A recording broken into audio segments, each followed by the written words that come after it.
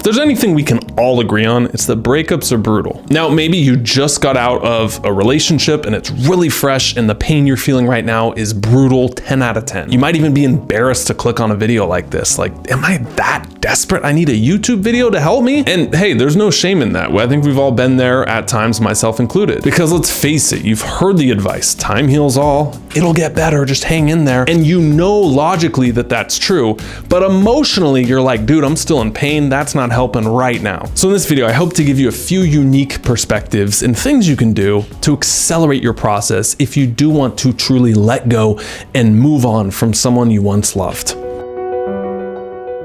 Let's talk briefly about your mind and why it's sort of obsessing over someone in the first place. There's a cognitive bias that we all share as humans. This is what is known as the loss aversion fallacy. A big phrase, but summed up, it's very easy.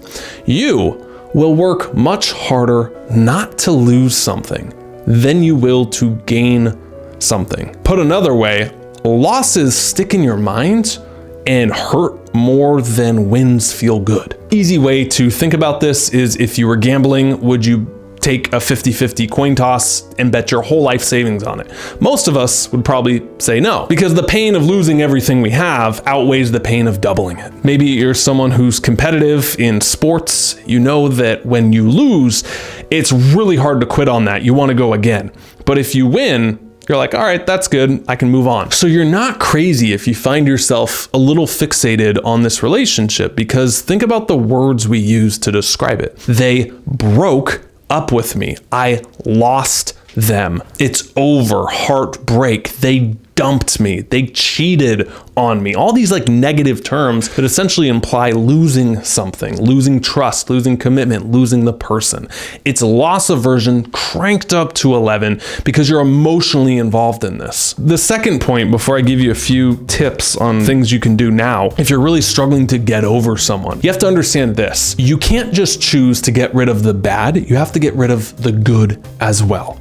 Now, here's what I mean. When a relationship comes to an end, it's easy for you to wish that all the pain of this person and what you lost goes away.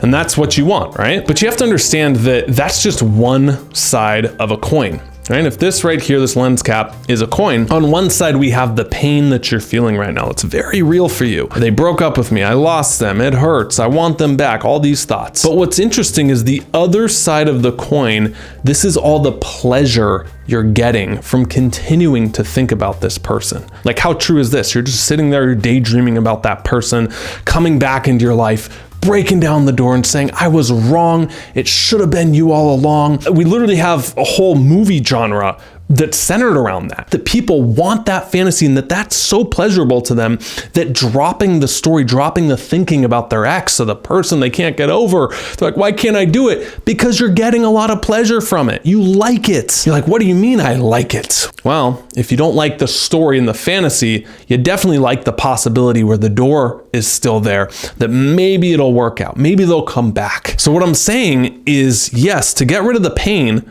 you can't just choose to drop one side of the coin. You have to drop both. So those are some very big high-level perspectives that really helped me. Hopefully they'll change your perspective. But what are some tactical things that you can do? Well, I'll give you a few that have really helped me when I was going through breakups and have helped clients that I've given these to as well. Step number 1. If you were trying to reduce sugar, what advice would you give to yourself or someone? Well, you would tell them, dude, don't keep it in the house. First and foremost, stop buying it. You're nodding your head like, yeah, that's obvious advice, duh. Well, if you are trying to get over someone, stop exposing yourself to the stimuli of them. Understand that your attachment to them is like any other addiction. To get kind of extreme here, like I want you to view it as an addiction because you have so much dopamine associated with this person that just like anything you can get hooked on, you can get hooked on a specific person. What are they doing? Who are they with? Are they still at that job? Are they still in this place? And now with social media, it's really unique that you can pull up and within 20 seconds you see them right there. Or you have a phone and you go back through and you have all your memories, you might read all your text messages, you see all the photos you took, you relive it, you reloop it in your mind. That's exposing yourself to the stimuli of them. And if you were trying to get over any other addiction, you would tell someone, cut all the stimuli out, wouldn't you? Put another way, the first thing you should do, in my opinion here, look, I'm gonna tell you something that you do not want to hear, and it's gonna be hard, but this works. This is the real deal. Delete everything. Delete all your photos, delete all your messages, unfollow them, delete your conversations so you can never expose yourself to the stimuli. Now, I know what you're thinking. You're like, that is way too hard. That is way too fresh. I can't do it. And I would say you can, but if it feels too extreme or like brutal or like evil almost, what you definitely should do is download everything to a physical USB stick or a memory card. So it's not on the cloud. It's not on your phone. It's nowhere but this physical thing. You have to store that somewhere where you can't easily access it. It's putting barriers between you and that stimuli. So that's step one. Download everything to a physical USB or memory stick or a vault somewhere, and don't keep it on your phone. Unfollow them, block them if you have to. Stop exposing yourself to the stimuli. The second step here. Remember how earlier we talked about loss aversion and how when you lose something, it sticks in your mind more than when you gain something? So there's also something called rosy retrospection.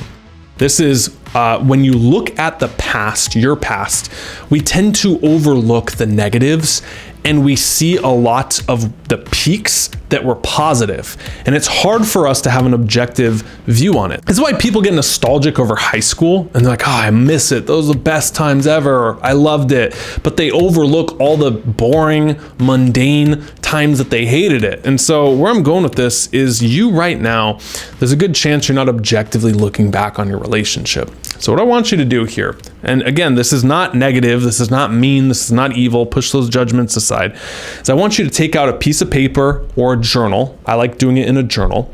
You can use your phone or a computer, but you get more out of it if you're physically writing something down. And I want you to make a T-chart, okay? On one side of the T-chart, you're going to write the things that you learned from them, the positives. What did you like about them that you hope that would be in a relationship in the future? I like the way, things were playful, or I like the way that we handled XYZ. I like the way that we were adventurous, whatever it is. Now, you're not writing specific things about that person and getting in this mindset of like, that's the only person who can deliver that for me. You're writing more like general things that you liked about you and them together, the dynamic that you had in that relationship, okay? That's very important, because if you just fixate on specific things, you're gonna get in that one-itis mode of like, that's the one person, I'm never gonna find anyone, and it's gonna spiral. And if that's too hard to do, then do this other section on the T-chart. On that part, write down the things you did not like about that person. Think really hard about what drove you crazy about them, big or small. And I know that sounds brutal, that sounds negative. When I was coaching a lot, I would ask clients who were struggling with something similar like this, like, okay, what didn't you like about them? And they'd be like, oh, they'd have this resistance. We're supposed to be nice. But then you say, hey, push all the judgment aside, just tell me straight up, like, what didn't you like about them? Was there anything they did? Oh, they were super short-tempered, they were irritable, they wouldn't treat me the best, my mom said they were crazy. My point is that we overlook a lot. And so these little negatives help balance out when you just rosy retrospection, you have the rose-colored glasses on about this person, how perfect they were. You try to get objective and see the other side that is equally as important. This one is the most important step for you. This is what our entire YouTube channel and really mission is centered on. I want you to use this as an opportunity to reinvent yourself. I've often said that breakups can be breakthroughs if you use them. When I look back on the times in my life that transformed me the most, like my biggest growth spurts out of it, they always came after a huge transition. The loss of a job, breakups, moving places, losing something allows you to drop it and make room for what's bigger and what's better. And I'm so thankful that I went through some of those breakups, that even though during the time I said, I do not want this is not what I want, this hurts, that evolution and progression, it needs pain, it needs a stimuli to grow, otherwise it's not going to.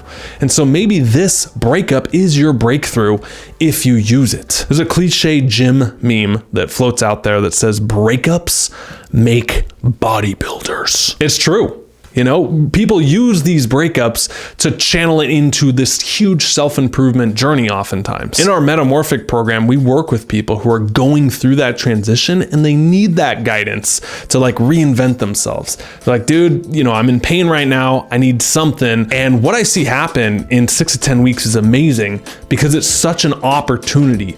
It's such a prime time to reinvent yourself is when you're going through a lot of pain and you can tap in to wiping the slate clean and being whoever you want. Now, you're not reinventing yourself to prove to that person that you can get them back or that you're good enough for them. You're doing it for yourself. You want to prove to yourself that you can be all that you can be.